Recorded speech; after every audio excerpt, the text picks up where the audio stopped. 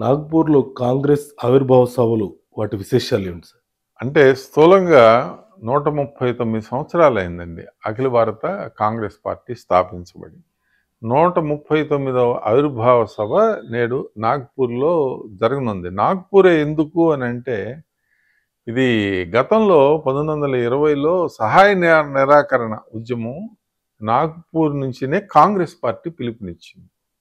అదిగాక ఈ నాగ్పూరు ఆర్ఎస్ఎస్ అంటే ఇప్పుడు కేంద్రంలో అధికారంలో ఉన్న భారతీయ జనతా పార్టీ మూల సంస్థ అయిన ఆర్ఎస్ఎస్ హెడ్ క్వార్టర్స్ నాగ్పూర్లో ఉంటుంది. రెండవది 48 పార్లమెంట్ స్థానాలు కలిగిన మహారాష్ట్రకి అది ఒక సెంటర్ పాయింట్. అంటే అక్కడ శాసనసభ సమావేశాలు కూడా శీతాకాల సమావేశాలు అవి కూడా నాగ్పూర్లో జరుగుతూ ఉంటాయి. కేంద్ర రంగ సంస్థలు కూడా నాగ్పూర్లో ఎక్కువగా ఉన్నాయి. నాగ్పూర్ సరౌండింగ్ ఏరియాస్లో అంటే ఇంత డెవలప్మెంట్ హైదరాబాద్ అంత డెవలప్మెంట్ నాగ్పూర్లో ఉండదు, కానీ ఇదే విధమైన వాతావరణం భౌగోళిక పరిస్థితులు కూడా నాగ్పూర్లో ఉంటాయి. నాగ్పూర్ అనేది చాలా కీలకమైన ప్రదేశం. 1959లో శ్రీమతి ఇందిరాగాంధీ గారు ఓల్డ్ కాంగ్రెస్ న్యూ కాంగ్రెస్గా విభజించబడింది. ఆ సమయంలో ఆమె అఖిల భారత కాంగ్రెస్ పార్టీగా గాంధీ శకం ప్రారంభమైంది ఎప్పుడు అని అంటే 1959లో గాంధీ శకం నాగ్పూర్లో శ్రీమతి ఇందిరాగాంధీ గారిని ఎన్నుకోవటం ద్వారా అది జనరల్గా విశేషాలు.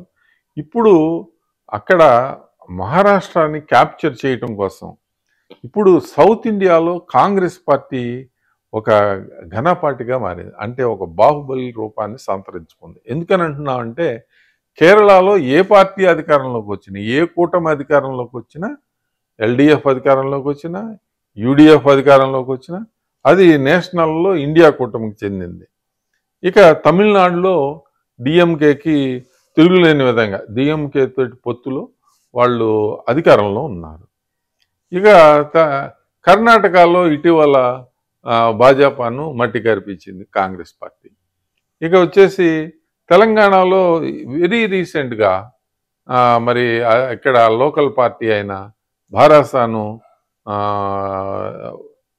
పదవీచ్యుతుడిని చేసి ఆ భారాసా కేసీఆర్ గారిని కాంగ్రెస్ పార్టీ అధికారంలోకి రావటం. అంటే ఇక ఆంధ్రప్రదేశ్లో వైఎస్ షర్మిలారెడ్డి గారిని ప్రదేశ్ కాంగ్రెస్ అధ్యక్షురాలిగా చేసి అక్కడ కూడా పునర్వైభవం తెచ్చుకోవాలని కాంగ్రెస్ ప్రయత్నం.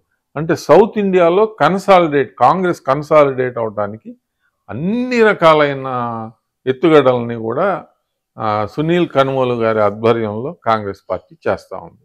అంటే ఈ సౌత్ ఇండియాకి అంటే వింధ్యా పర్వతాలకి బోర్డర్లోనే ఉన్న జనరల్గా ఏంటంటే మహారాష్ట్ర వెస్ట్ అయినా కూడా సౌత్ ఇండియాలోనే భాగంగా ఉందనే చెప్పాలండి.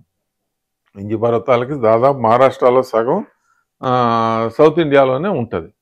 కాబట్టి ఆ 48 పార్లమెంట్ సీట్లని ఫోకస్ చేస్తూ అఖిల భారత కాంగ్రెస్ పార్టీ అక్కడ సమావేశాలు ఈరోజు ఆవిర్భావ సభలు పెట్టుకొని చాలా గ్రాండ్గా దాదాపు 50 లక్షల మంది వరకు ఎక్స్పెక్ట్ చేస్తున్నారు ప్రజల్ని అక్కడ నాగ్పూర్లో. అంత క్రౌడ్ని మరి వాళ్ళు అంటే హైప్ కూడా ఉండొచ్చు, కానీ ఆల్ ఓవర్ ఇండియా ప్రతినిధులు, ముఖ్యమంత్రులు, మాజీ ముఖ్యమంత్రులు, లోక్సభ స్పీకర్లు, ఎమ్మెల్యేలు, ఎంపీలు అన్ని రాష్ట్రాల్లోనూ వాళ్ళకి ప్రాతినిధ్యం ఉంది. కాబట్టి ఇప్పుడు దాదాపు కాంగ్రెస్ మిత్రపక్షంగా 3 రాష్ట్రాల్లో అధికారంలో ఉంది.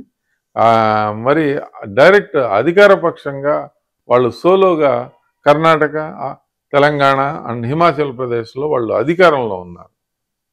మిత్రులతో కలిసి జార్ఖండ్, బీహార్, మరి చెన్నై 3 రాష్ట్రాల్లో వాళ్ళు అధికారంలో ఉన్నారు.